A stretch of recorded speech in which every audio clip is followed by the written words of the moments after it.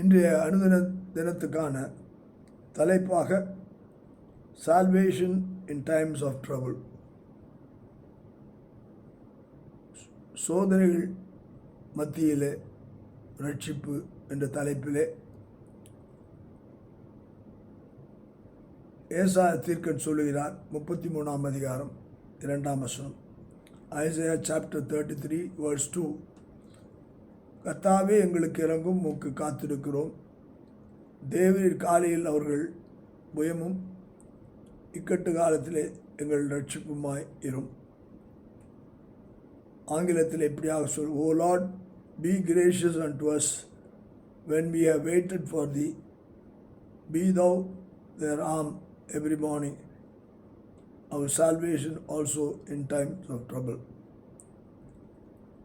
இந்த உலகத்திலே பாடுகள் உண்டு, ஆனாலும் திடன் கொள்ளுங்கள், நான் உலகத்தை ஜெயித்தேன் என்று சொல்லி ஆண்டவர் சொல்லியிருக்கிறார். இங்கே ஏசாயா தீர்க்கன் சொல்லுகிறார், எங்களுக்கு இறங்கும் தேவரீர் காலையில் எங்களுக்கு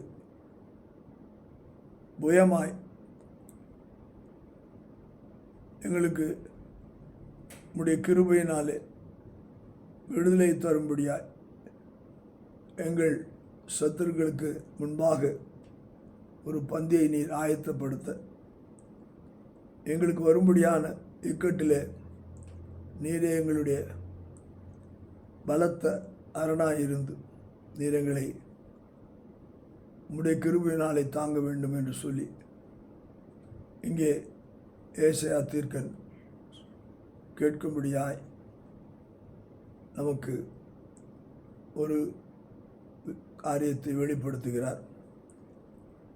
உன் வாழ்க்கையிலே வரும்படியான ஒவ்வொரு விதமான பிரச்சனைகளையும் உன் பலத்தினாலே, உன்னுடைய சாமர்த்தியத்தினாலே நீ ஜெயிக்க முடியாது. கர்த்தரை நோக்கி அமர்ந்திரு, ரட்சிப்பு கர்த்தரால் வரும் என்ற வார்த்தையிலே நாம் நிலைத்திருந்து கர்த்தரை நோக்கி பார்ப்போம். கர்த்தர் கிருபை செய்வார்.